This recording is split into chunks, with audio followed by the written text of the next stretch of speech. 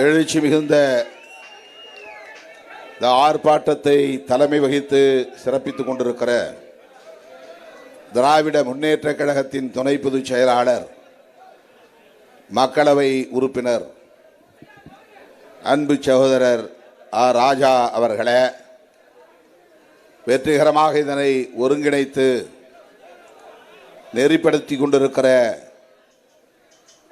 திராவிட முன்னேற்ற கழகத்தின் மேனாள் அமைச்சர் அண்ணன் செந்தில் பாலாஜி அவர்களே, அண்ணன் வைகோ அவர்கள் உள்ளிட்ட மேடையில் அமர்ந்திருக்கும் நமது கூட்டணி கட்சிகளை சார்ந்த தலைவர் பெருமக்களே, திரளாக கூடியிருக்கிற தமிழ் சொந்தங்களே, என் உயிரின் உயிரான விடுதலை சிறுத்தைகளே, உங்கள் அனைவருக்கும் என்னுடைய பணிவார்ந்த வணக்கத்தை தெரிவித்துக் கொள்கிறேன். அமெரிக்க அதிபர் டொனால்ட் ட்ரம்புக்கு எதிராக நாம் இந்த ஆர்ப்பாட்டத்தை ஒருங்கிணைத்திருக்கிறோம். சொல்லப்போனால் பிரதமர் நரேந்திர மோடிக்கு எதிராகத்தான் நாம் இதை அறிவித்திருக்க வேண்டும். பிரதமர் நரேந்திர மோடி அவர்கள் தன்னுடைய பினாமிகளான அதானிக்காகவும் அம்பானிக்காகவும் தான் பொருளாதார கொள்கைகளையும் தீர்மானிக்கிறார். அயல் நாடுகளுடன் உள்ள வெளிநாட்டு உறவுகளையும் வெளியுறவு கொள்கைகளையும் தீர்மானிக்கிறார். உலக நாடுகளுக்கு அவர் பயணம் செய்வதே அதானிக்காகவும் அம்பானிக்காகவும் தான். அவர்கள் நண்பர்கள் மட்டுமல்ல, மோடியின் பினாமிகள். வெளியுறவுத்துறை அமைச்சர் ஜெய்சங்கர் அவர்கள் அயல் நாடுகளுக்கு சென்று வர்த்தக ஒப்பந்தங்களை பேசுவது கூட அதானிக்காகவும் அம்பானிக்காகவும் தான் என்பதை முதலில் நாம் புரிந்து கொள்ள வேண்டும். இதை புரிந்து கொண்டால்தான் இந்த பிரச்சனையின் ஆழத்தையும் நம்மால் புரிந்து கொள்ள முடியும். ஏன் திடீரென்று நம் மீது அபராதம் விதிக்கிறார்? அவர் யார் நம் மீது அபராதம் விதிப்பதற்கு? அபராதம் என்றால் தண்டனை. நான் சொல்றதை நீ கேட்கல, அதனால உனக்கு நான் தண்டனை கொடுக்கிறேன். டொனால்டு ட்ரம்ப் மோடிக்கு தண்டனை மோடிக்கு கொடுக்கிறார் என்றால் 140 கோடி மக்களுக்கும் அவர் தண்டனை கொடுக்கிறார். ஏன் தண்டனை விதிக்கிறார் என்றால், நான் சொன்னதை நீ கேட்கல. என்ன சொன்னார்னா, ரஷ்யாவோடு நாங்கள் பொருளாதார உறவுகளை துண்டிக்கிறோம், நீயும் துண்டிக்க வேண்டும். பொருளாதார தடை விதிக்கிறோம், அதனால் ரஷ்யாவோடு உனக்கு எந்த உறவும் கூடாது. நீ மீறி உறவு கொண்டால், நட்பு கொண்டால் இப்படித்தான் தண்டனை விதிப்போம். இதுதான் மிக முக்கியமாக நாம் புரிந்து கொள்ள வேண்டிய ஒன்று. ரஷ்யாவுக்கும் உக்ரைனுக்கும் இடையிலே போர் நடக்கிறது. இரண்டு நாடுகளுக்கு இடையிலே போர் நடக்கிறது என்பதை விட உக்ரைன் மீது ரஷ்யா யுத்தம் நடத்துகிறது. அதற்கு வேறு காரணங்கள் இருக்கின்றன, அதற்குள்ளே நாம் போக வேண்டாம். உக்ரைன் மீது யுத்தம் நடத்துகிற ரஷ்யாவுக்கு பொருளாதார உதவி செய்யக்கூடிய வகையில் நீ அந்த நாட்டோடு வர்த்தக உறவை கொண்டிருக்கிறாய், அதை நிறுத்து. என்ன உறவு என்றால், முக்கியமாக அம்பானி, அவர் இந்தியாவினுடைய மிக முக்கியமான தொழிலதிபர், சர்வதேச புகழ்பெற்ற தொழிலதிபர்களுள் அவர் ஒருவர். அவர் பெட்ரோலியம் தயாரிப்பதற்கான கச்சா எண்ணெயை, குரூட் ஆயில் கச்சா எண்ணெயை ரஷ்யாவிடமிருந்து வாங்குகிறார். அரபு நாடுகளில் இருந்தும் வாங்க முடியும், இன்னும் பல நாடுகளில் இருந்து வாங்க முடியும். ஆனால் ரஷ்யாவிடம் இருந்து வாங்குகிறார். யார் வாங்குவது? அம்பானி வாங்குகிறார். அந்த ஒப்பந்தத்தை யார் பேசி முடித்தது என்றால் ஜெய்சங்கர் பேசுகிறார். ஜெய்சங்கர் யார்? இந்தியாவின் வெளியுறவுத்துறை அமைச்சர், நரேந்திர மோடியின் நண்பர், தமிழும் தெரிந்தவர். அவர்தான் பேசி முடிக்கிறார். ஒரு அரசு இன்னொரு நாட்டோடு வர்த்தக ஒப்பந்தம் பேசுகிறது என்றால் அந்த அரசு செய்யக்கூடிய வணிகத்திற்கு பேசலாம். இந்தியன் ஆயில் கம்பெனி இருக்கிறது, அதற்கு பேசலாம். அரசாங்கமே பெட்ரோல் பங்க் நடத்துகிறது, அரசாங்கமே கச்சா எண்ணெய் வாங்கி அதை தூய்மை செய்து பெட்ரோலை உற்பத்தி செய்கிறது. அதற்கான எல்லா கட்டமைப்பு வசதிகளும் உள்ளன. ஆக ரஷ்யாவிடமிருந்து வாங்குகிற எண்ணெய், கச்சா எண்ணெய், அதாவது பதப்படுத்தப்படாத எண்ணெய், அதை காய்ச்சி தூய்மைப்படுத்தினால்தான் பெட்ரோல் எடுக்க முடியும், டீசல் எடுக்க முடியும். தூய்மைப்படுத்துவதற்கு முன்னால் இருக்கிற எண்ணெய்க்கு பெயர் தான் கச்சா எண்ணெய். கச்சான்னா வடமொழி, இந்தியில பொருள், தமிழ் இந்தி வார்த்தை, தமிழில் பண்படுத்தப்படாத எண்ணெய், தூய்மைப்படுத்தப்படாத எண்ணெய். இதை அம்பானி வாங்கி அவருடைய தொழிலாக அதை தூய்மைப்படுத்துகிற நிறைய நிறுவனங்களை வைத்திருக்கிறார். தூய்மைப்படுத்தி மறுபடியும் ஐரோப்பிய நாடுகளுக்கு விற்கிறார்.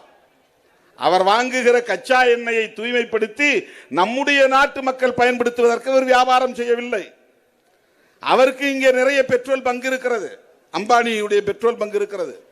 இப்போது புதிதாக பல இடங்களில் இங்கே பார்த்திருப்பீர்கள், நயாரா பெட்ரோல் பங்க், நயன்தாராங்கிற மாதிரி இருக்கும், நயாரா என்ற பெயர். அந்த சர்வதேச நிறுவனம், இவர்கள் எல்லாம் அரசாங்கம் வாங்கக்கூடிய கச்சா எண்ணெயிலிருந்து தயாரிக்கிற பெட்ரோலை இங்கே விற்பனை செய்கிறார்கள். அவர் ரஷ்யாவிலே வாங்குகிற கச்சா எண்ணெயை தூய்மைப்படுத்தி பெட்ரோல் தயாரித்து அதை மறுபடியும் ஐரோப்பிய நாடுகளுக்கு விற்பனை செய்கிறார், அமெரிக்காவுக்கும் விற்பனை செய்கிறார். அம்பானியின் இந்த தொழிலுக்காக இந்த அரசு ரஷ்யாவோடு உறவு வைத்திருக்கிறது. நமக்காக இல்லை, நாட்டு மக்களுக்காக இல்லை. ஒரு பேரல் கச்சா எண்ணெய் $40, ஒரு பேரல் கச்சா எண்ணெய் $30 அல்லது $40 குறைந்த விலைக்கு அவன் விற்கிறாங்க ரஷ்யாக்காரன். ஏன்னா அமெரிக்கா தடை விதிச்சிருக்கிறான், பொருளாதார தடை. அதனால அவனுக்கு பொருளாதார மிடைஞ்சல் ஏற்பட்டு விடக்கூடாது. அப்படி பொருளாதார மிடைஞ்சல் ஏற்பட்டால் உக்ரைன் மீது அவன் யுத்தம் நடத்த முடியாது. பொருள் வந்துகிட்டே இருக்கணும், அவனுக்கு வருமானம் இருந்துகிட்டே இருக்கணும். அப்ப நான் கொடுக்கிற விலை, நீ என்ன கேட்கிறேன், நான் கொடுக்கிறேன் $30 ஒரு பேரல். மன்மோகன் சிங் அவர்கள் பிரதமராக இருந்த போது பேரல் $100 வாங்கி நமக்கு $52 ஒரு லிட்டர் பெட்ரோல் விற்பனை செய்தார். இது மன்மோகன் சிங் காலத்தில் நடந்தது. இன்றைக்கு பேரல் ரஷ்யாவில் இருந்தும் பிற நாடுகளில் இருந்தும் $30-40 வாங்க முடியும் என்கிற நிலையில் கச்சா எண்ணெய் விலை குறைவாக இருக்கிறது. ஆனால் பெட்ரோல் நமக்கு ஒரு லிட்டர் இன்றைக்கு $100 குறைத்து விற்க முடியவில்லை அவர்களால். இந்த லாபம் யாருக்கு போய் சேர்கிறது? இவர்கள் விற்கிற இந்த வணிகத்தில் இந்த பெட்ரோலின் மூலமாக கிடைக்கிற லாபம் அம்பானிக்கு போய் சேருகிறது என்றால் அந்த ஒரு நபர் சம்பாதிப்பதற்கு மோடியும் அமித்ஷாவும் ஜெய்சங்கரும் எப்படி ஒத்துழைக்கிறார்கள்? வேறொன்றும் இல்லை, அம்பானியும் அதானியும் மோடியின் பினாமிகள். பினாமினா தெரியும் இல்லையா? மோடி சாம் பேர்ல சொத்து வச்சுக்க முடியாது, அதனால இன்னொருத்தர் பேர்ல சொத்து வச்சுக்கிறார். அமித்ஷா தன்னுடைய பேர்ல சொத்து வச்சிருக்க முடியாது, அவருடைய மகன் தனியா நடத்துறாரு பெட்ரோல் பங்க். ஆனால் அந்த சொத்தை பெரிய தொழிலதிபர்கள் கணக்கில் காட்டுறது, பினாமியாக வைத்திருப்பது. இந்த காரணங்களால் தான் ரஷ்யாவோடு இந்திய அரசு, மோடி அரசு வர்த்தக உறவை கொண்டிருக்கிறது. அதனால் பல காரணங்கள், பல கோபங்கள் டொனால்டு டிரம்புக்கு இந்தியா மீது இருக்கிறது என்றாலும் கூட இதைத்தான் அவன் சொல்லுகிறான், உனக்கு நான் 25% வரி போட்டேன், நீ அந்த உறவை துண்டிக்கவில்லை, 25% எக்ஸ்ட்ரா உனக்கு நான் அபராதம் போடுறேன், 50%. உங்களுக்கு பர்சன்ட்னா தெரியும், 100க்கு இவ்வளவு ரூபான்னு அர்த்தம். 50% $100 ஒரு பொருள் விற்பனைன்னா நீ செய்யற அப்படின்னா வரி அவன் $50 போடுறான், அப்ப $150 ஆயிருது அதனுடைய விலை, 100க்கு $50. அந்த பொருள் $200 இருந்துச்சுனாக்க அது $300 மாறிடும். $100 வரியை அவன் கூட்டிடுறான். இப்ப வரி பொருளுடைய விலை உயர்வதற்கு இது போன்ற வரி விதிப்பு காரணமாக இருக்கிறது, வரி விதிப்பு காரணமாக இருக்கிறது. இப்ப இங்கிருந்து ஏற்றுமதி ஆகக்கூடிய பொருள் தானே, நமக்கு என்ன இதுல பிரச்சனை அப்படின்னா, அவன் இவ்வளவு தூரம் பொருள் அங்க விலையை உயர்த்தும் போது அமெரிக்காவில் இருக்கிற இந்த பொருளை வாங்குவானா? இந்த டிஷர்ட், பனியன், ஜட்டி, இந்த மாதிரி பொருள் இங்கிருந்து அமெரிக்காவுக்கு அனுப்பும் போது பங்களாதேஷ்காரனுடைய பொருள் விலை குறைவா இருக்கு, அதே தரம். வியட்நாம் நாட்டுக்காரனுடைய பொருள் அவன் மார்க்கெட்டுக்கு போனா அங்க விலை குறைவா இருக்கு. எந்த நாட்டு பொருளை அமெரிக்கன் வாங்குவான்? அமெரிக்காவில் விற்கப்படுகிற இந்தியா பொருளுடைய விலை பங்களாதேஷ்காரர் விற்கிற அதே பொருளுக்கான விலையை விட பல மடங்கு கூடுதலாக இருக்கிற போது இந்தியாவுடைய பனியனை வாங்குவானா? வாங்க மாட்டான். பங்களாதேஷ்காரருடைய பனியனை தான் வாங்குவான். அப்ப நம்முடைய பொருள் அங்கே விற்பனை ஆகாது. அதனால் அவன் யார் அங்கே இறக்குமதி பண்றானோ அவன் இறக்குமதி பண்ண மாட்டான்.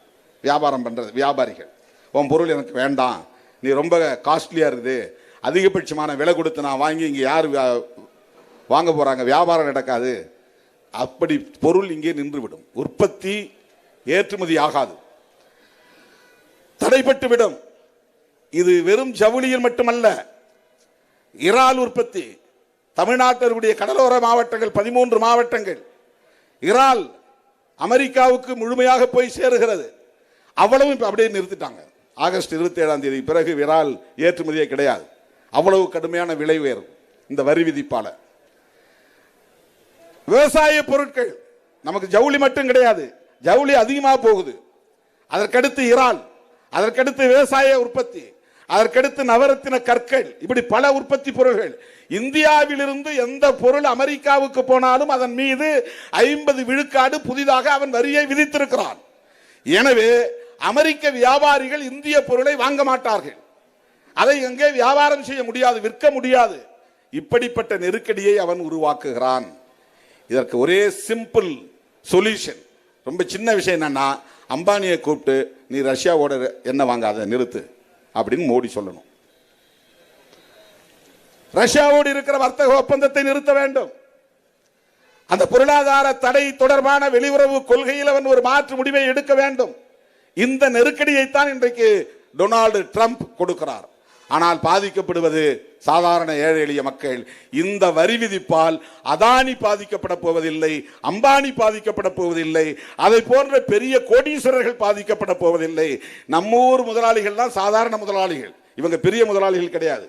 ஒப்பீட்டு அளவில் பார்க்கிற போது அதானி அம்பானிலாம் சர்வதேச தொடர்புடைய கார்ப்பரேட் நிறுவனங்களை நடத்தக்கூடிய பெரு முதலாளிகள். இவங்கெல்லாம் சிறு குறு முதலாளிகள். நம்ம பார்வையில் இவங்க தான் முதலாளி. ஆனா அவங்களோட பார்க்கும்போது இவங்க ரொம்ப கீழே இருக்கிறவங்க தான். இவர்களுக்கும் இதிலே பாதிப்பு. இவங்க உற்பத்தி பொருள் பூரா நின்று போச்சுன்னா என்ன ஆகும்? எங்க கொண்டு போய் குப்பையில கொட்ட முடியுமா? அல்லது உள்நாட்டில் விற்க முடியுமா? நாம போடுற சட்டைக்கும் அமெரிக்காக்காரன் போடுற சட்டைக்கும் மிகப்பெரிய வேறுபாடு இருக்குது. இங்க உற்பத்தி ஆகிறதான். திருப்பூர்ல உற்பத்தி ஆகக்கூடிய டிஷர்ட், நமக்கு கிடைக்கிற டிஷர்ட் வேற, அமெரிக்காவுக்கு போற தரம் வேற, அயல் நாடுகளுக்கு போகிற தரம் வேறு. அந்த தரமுள்ள பொருளை நாம் பார்த்திருக்கவே முடியாது. அங்க போனாதான் வாங்க முடியும், இங்க வாங்க முடியாது. அப்படி தரம் உயர்ந்த பொருட்களை திருப்பூரிலேயே உற்பத்தி செய்கிறோம். தரம் உயர்ந்த இறால்களை தமிழ்நாட்டின் கடலோரங்களிலேயே நாம் விளைவிக்கிறோம். ஆனா நமக்கு கிடைக்கிற இறால் மிக சின்ன சின்ன இறால்கள் தான், தரம் குறைந்த இறால்கள் தான் கிடைக்குது. மிக விலை உயர்ந்த தரம் உயர்ந்த இறால் மீன் வகைகள் அயல் நாடுகளுக்கு போகிறது. அதுல நல்ல லாபம் வருது, அதனால அயல் நாடுகளுக்கு அனுப்புறாங்க. இன்றைக்கு இந்த வரி விதிப்பால் இந்த சிறு குறு தொழில்கள், வர்த்தக பொருள்கள் அனைத்தும் பாதிக்கப்படும். அதனால் அதை நம்பி இருக்கிற அத்தனை பேரும் நாம் பாதிக்கப்படுவோம். நேரடியாக அந்த தொழிலில் ஈடுபடக்கூடிய கம்பெனியில் வேலை செய்கிறவங்க பாதிக்கப்படுவாங்க. அதை வாங்கி கடைகளுக்கு கொண்டு போறவங்க பாதிக்கப்படுவாங்க. வண்டி வாகனங்களை வச்சு லாரி வச்சு பயணம் செய்கிறாங்க பாரு, ஒரு இடத்துல இருந்து ஒரு இடத்துக்கு கண்டு எடுத்துட்டு போறாங்க பாரு, அவங்க பாதிக்கப்படுவாங்க. அந்த லாரியில் இருக்கக்கூடிய டிரைவர், கிளீனர் அப்படின்னு யார் யார் இருக்காங்களோ அவங்க எல்லாம் பாதிக்கப்படுவாங்க. அவங்க குடும்பங்கள்லாம் பாதிக்கப்படும். ஆக மொத்தத்தில் ஏழை எளிய மக்கள் பாதிக்கப்படுவார்கள். எனவே மோடி அரசின் தவறான பொருளாதார கொள்கை, அம்பானி அதானி போன்ற தன் நண்பர்களுக்கான பொருளாதார கொள்கை, தவறான வெளியுறவு கொள்கை, இவற்றால் இன்றைக்கு நாம் பாதிக்கப்படுகிறோம். அவர்கள் பல வகையான பாசிச கொள்கைகளை நடைமுறைப்படுத்துகிறார்கள், புதிய புதிய சட்டங்களை கொண்டு வருகிறார்கள், சனாதன அரசியலை இங்கே திணிக்கிறார்கள், சாதி பெருமைகளை பரப்புகிறார்கள், மத வெறியை தூண்டுகிறார்கள். இதுக்குள்ள நீ சண்டை போட்டுக்கட, நான் ஆண்ட பரம்பரை, நான் அந்த வம்சம் இந்த வம்சம், இப்படியே சண்டை போட்டுட்டு கடை, நான் அதானி அம்பானிக்காக இங்க எல்லா வேலையும் செய்யறேன், கார்பரேட்டுகளுக்காக செய்யறேன். இதுல பெரிய பெரிய கார்பரேட் முதலாளிகளாக இருக்கக்கூடியவர்களில் மிக உயர்ந்த சாதிக்காரர்கள் தான் இந்தியாவிலே இருக்கிறார்கள்.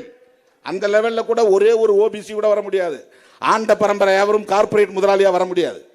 இன்னும் 100 வருஷம் ஆனா கூட வர முடியாது. சாதி பெருமை பேசிட்டு நீ சண்டை போட்டுட்டு தான் கிடக்க முடியும். உன்னை விட நான் பெரிய சாதி, உயர்ந்த சாதி அப்படின்னு சண்டை போட்டுட்டு தான் கிடக்க முடியும். உன்னால கார்பரேட் முதலாளியாக கூட வர முடியாது. அதானி மாதிரி அம்பானி மாதிரி வர முடியாது. அப்படித்தான் இங்கே பொருளாதார உற்பத்தி முறை இருக்கிறது, விநியோக முறை இருக்கிறது, வரி விதிப்பு முறை இருக்கிறது. பாசிச பாஜக அரசின் வர்த்தக கொள்கை உறவுகள் இருக்கின்றன. இதை புரிந்து கொள்வதற்கு கூட நமக்கு போதிய புரிதல் தேவைப்படுகிறது. இந்த சாதி பெருமிதம் போன்றவற்றிலிருந்து வெளியே வந்தால்தான் இதையெல்லாம் புரிந்து கொள்ள முடியும். அதனால்தான் அவன் உனக்கு இதை கற்பிக்கிறான். ஜெய் ஸ்ரீராம் சொல்லுங்கிறான், கையில உங்களுக்கு காவி கொடியை கொடுக்கிறான், சண்டை போடுங்கிறான், ஆண்ட பரம்பரை இழிந்த பரம்பரை சண்டை போடுங்கிறான், தூண்டி விடுறான். இது ஒரு புறம் சனாதன பாசிசம், இன்னொரு புறம் கார்ப்பரேட் நிறுவனங்களுக்கான பாசிச கொள்கை. இந்த இரண்டு கொள்கைகளையும் கொண்டிருக்கிற மிக மோசமான மக்கள் விரோத சக்திகளை வீழ்த்துவதற்காகத்தான் அண்ணன் தளபதி மு.க. ஸ்டாலின் அவர்களின் தலைமையிலே இன்றைக்கு நாம் கைகோர்த்து நிற்கிறோம். 2026 சட்டமன்ற பொது தேர்தல் வர இருக்கிறது. இந்த தேர்தலில் இன்றைக்கு யார் யாரையோ களமிறக்கி விடுகிறது பாஜக அரசு. அவங்களுக்கு இடையில நேருக்கு நேராக உறவு இருக்காது. எங்களுக்கு பாஜகவும் தான் எதிரி என்பார்கள். ஆனால் பாஜகவுக்காக களமிறங்கி இருப்பவர்கள் அவர்கள். அதை மறந்துவிடக் கூடாது. நான் யாரையும் மனதிலே வைத்து சொல்லவில்லை, அரசியலை புரிந்து கொள்வதற்காக சொல்லுகிறேன். இன்னைக்கு ஒரே ஒரு அரசியல் தான் பாஜகவுக்கு. இந்தியாவில் இருக்கிற எல்லா மாநிலங்களிலும் அவங்களால வேலை செய்ய முடியுது. தமிழ்நாட்டில் மட்டும் அவங்க பருப்பு வேகவில்லை. என்னென்னவோ முயற்சி பண்ணி பார்க்கிறார்கள், நடக்கவில்லை. எவ்வளவோ பகிரத முயற்சிகளை மேற்கொள்கிறார்கள், நிகழவில்லை. அதற்கு காரணம் என்ன? இன்றைக்கு ஒரே பாதுகாப்பு அரண் மதசார்பற்ற முற்போக்கு கூட்டணி அண்ணன் தளபதி மு.க. ஸ்டாலின் அவர்களின் தலைமையிலே இருக்கிற இந்த மதசார்பற்ற முற்போக்கு கூட்டணி தான். ஆகவே இந்த 2026 தேர்தலிலே எப்படியாவது பாரதிய ஜனதா கட்சி கால் ஊன்றிவிட வேண்டும், வேரூன்றிவிட வேண்டும் என்பதற்காக பல்வேறு சதி திட்டங்களை தீட்டி வருகிறது. பல பேரை களத்திலே இறக்கி விடுகிறது. திமுக வெறுப்பை உமிழ்கிறது. அது திமுகவுக்கு எதிரான வெறுப்பு என்று நாம் கண்டுங்காணாமல் இருக்க முடியாது. ஒட்டுமொத்தமாக மதசார்பற்ற ஜனநாயக சக்திகளை வீழ்த்துகிற முயற்சி அது. சனாதன எதிர்ப்பு சக்திகளை வீழ்த்துகிற முயற்சி. இந்த சூழலில் தான் அண்ணன் தளபதி அவர்கள் கார்ப்பரேட் பாசிசத்தையும் எதிர்க்க வேண்டும், சனாதன பாசிசத்தையும் எதிர்க்க வேண்டும். அதற்கு இந்த கூட்டணி வலுவாக இருக்க வேண்டும் என்கிற அடிப்படையிலே தொலைநோக்கு பார்வையோடு மிக எச்சரிக்கையாக காய்களை நகர்த்தி கொண்டிருக்கிறார். அவர்களோடு கைகோர்த்து நிற்பதுதான் நம்முடைய கடமை என்பதை சொல்லி, இந்த பாசிச சக்திகளை வீழ்த்துவதற்கு தமிழகத்தில் நாம் இன்னும் வலிமை பெற வேண்டும், இந்தியாவுக்கே வழிகாட்ட வேண்டும்.